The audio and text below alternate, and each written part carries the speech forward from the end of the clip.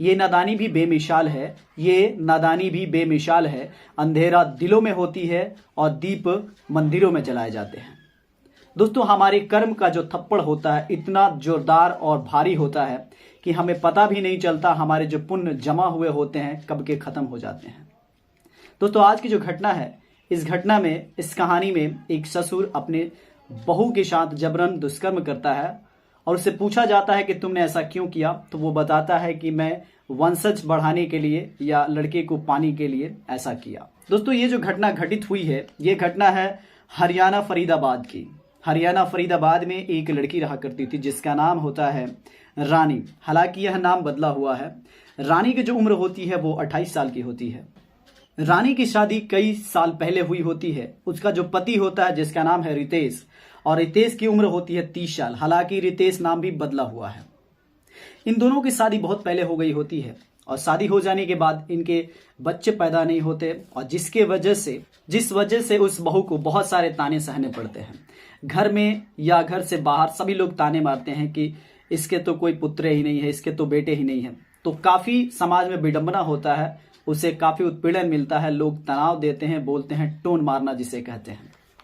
अब ये सभी चीज बर्दाश्त करती है, वक्त गुजरता जाता है। हालांकि अब गांव वाले कहते ही थे, घर में भी ऐसा होता था, उसके जो सास ससुर होते थे वो भी उसे ताना मारा करते थे। एक दिन का वाकया होता है कि ससुर जो है इन बात को करते करते अपने बहू से लड़ बैठता है और उससे बहुत कुछ बोलता है। कहता है कि तुम ही में कुछ ऐसा चीज है जिसके वजह से ऐसा हो रहा है, तुम्हारे ही अंदर कोई खोट है कि मेरे घर ये वंशज नहीं बढ़ पा रहा है, ना कोई लड़का हुआ ना लड़की हुई। बहू जब इस बात को सुनती है तो काफी सदमे में चली जाती है, क्योंकि गांव वाले कस्बे वाले तो बोलते ही थे, लेकिन अंत में उसके घर वाले भी ऐसे बोलने लगते हैं जिसके वजह से वो टूट जाती है।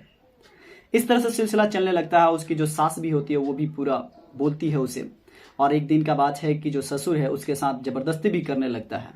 हालांकि ससुर पीने वाला, खाने वाला, थोड़ा शराबी है और इसी नशे में वो आकर उसके साथ जबरदस्ती करने की कोशिश करता है। लेकिन शाम के वक्त जो बहू है वो सभी बातें अपने सास से कहती है, लेकिन सास इस बात को नज़रअंदाज करते हुए कहती है कि वो तो चाहते हैं कि तुम्हें कोई संतान पैदा हो, लेकिन तुम्हारे ही अंदर कुछ ऐसा खोट है जिसके वजह से हमारा घर का वंशज नहीं बढ़ पा रहा है। और यही बात बोलकर वो फिर चली जाती है। बाद में एक दिन का बात है कि नितेश और नितेश की माँ घर से बाहर गए होते हैं कहीं काम के वजह से। तो घर पे सिर्फ वो जो बहू है वो रानी और इसका जो ससुर है वो कहीं गया होता है, लेकिन रानी घर पे अकेली होती है। जब सास और जो रितेश ये गए होते हैं कहीं काम से और दोपहर का वक्त होता है, तभी ससुर आता है और दरवाजे को पीटने लगता है कि दरवाजा ओपन करो, घर खोलो। लेकिन ये जानती थी सभी बातें कि आज भी वो शराब पीकर आए होंगे, कुछ ना कुछ ऐसा करेंगे। उसके बाद से वो दरवाजा को नहीं खोलती है, लेकिन ये ससुर जो है दरवाजे को पीटने लगता है। बाद में वो आती है और दरवाजे को ओपन करती है। दरवाजा जब खोलती है तब वहीं पे जो इसका ससुर है एंट्री करता है और उसे धक्का देता है। वो गिर जाती है। फिर उसके साथ जबरन करने की कोशिश करता है, लेकिन बहू अपने आप को संभालती है और उसके बाद से वो कहती है कि ऐसा कुछ भी ना करो, लेकिन ससुर मानने वाला नहीं होता है। उसके साथ जबरन दुष्कर्म करता है, उसे धक्का देके बेड पे गिराता है और धक्का देके जैसे ही बेड पे गिराता है, जो बहू होती है उसके कमर में दर्द हो जाता है, छाती जो पीछे होता है उसमें दर्द हो जाता है, उस पर चोट लग जाता है। उसके बाद से ये लगातार उसके साथ संबंध बनाता है, दुष्कर्म करता है और फिर वो वहां से चला जाता है। जब शाम होती है, जब ये बेटा और माँ यानी कि इस सास और उसके बाद से जो रितेश है दोनों घर लौटते हैं, तो रितेश देखता है कि उसकी जो पत्नी है वो बेड पे पड़ी हुई है, वहां से उठ के जा भी नहीं रही है। अब वो पूछता है कि वाक्य क्या है, बात क्या है। ये सभी बात को बताती है। वहां पे उसकी जो सास होती है वो भी इन बातों को सुनती है। उसके बाद से वो सास जो है काफी गुस्सा होती है और पुलिस को इन्फॉर्म कर दिया जाता है।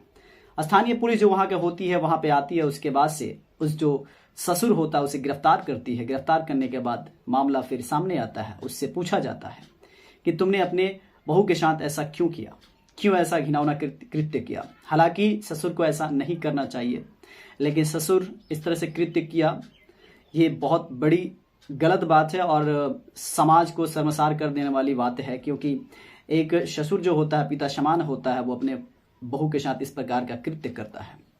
आपको बता दें, पुलिस जब पूछती है तो जो ससुर है वो जवाब देता है कि मेरे घर में वंशज रुका हुआ है, इसके वजह से मैं परेशान हूँ, मेरे घर में कोई वंशज नहीं है, जिसके वजह से मैं सोच रहा था कि मैं ही कुछ करूं जिसके वजह से कोई संतान पैदा हो। हालांकि इसीलिए मैंने ऐसा किया। पुलिस को अजब सी बातें लगती हैं।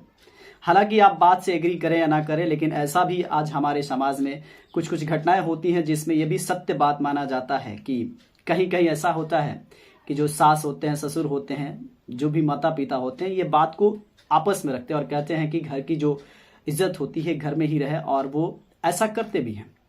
हालांकि यह सच है, जब किसी को संतान ना हो तो जो ससुर है वो भी कुछ ऐसा करता है, या और भी कोई है जो इस तरह से करते हैं घर के लोग ही। लेकिन यह बिल्कुल गलत है। वो बहू जो है काफी मना करती है, लेकिन उसके साथ ससुर जबरन कुछ करता है, फिर बाद में पुलिस आती है, गिरफ्तार करती है, उसे जेल में ले जाकर बंद कर देती है। तो अंत में मैं दोस्तों आपसे पूछना चाहूंगा कि आपका क्या कहना है? क्या इस प्रकार के कृत्य होते हैं, ये सही होते हैं या गलत होते हैं? क्या जो ससुर इस तरह से किया अपने बहू के साथ, ये सही था या गलत था? वो जो सोच कर किया था वो गलत सोच थी या क्या थे? इसमें गलती किसकी है? आप बताएं कमेंट करके, अपना विचार जरूर शेयर करें। दोस्तों, हर एक घटना से, हर एक कहानी से कुछ ना कुछ मैसेज जरूर मिलता है। यहाँ पे भी एक मैसेज मिल रहा है कि इस तरह से कृत्य नहीं करने चाहिए। हालांकि कोई भी बीमारी हो, दोस्तों आज के जमाने में आप चाहो आपके अंदर कोई भी बीमारी हो आप ठीक करा सकते हो, लेकिन आज के जमाने में इस प्रकार के जब कृत्य घटते हैं, इस प्रकार की घटना घटती है तो बेहद शर्मसार कर देने वाली घटना होती है, बहुत ही बुरा होता है। तो इस प्रकार के कृत्य कतई नहीं होने चाहिए। दोस्तों, इस घटना को सुनाने का उद्देश्य आपको अवेयर करना है, सचेत करना है। मिलते हैं नेक्स्ट वीडियो में, तब तक के लिए जय हिंद, जय भारत।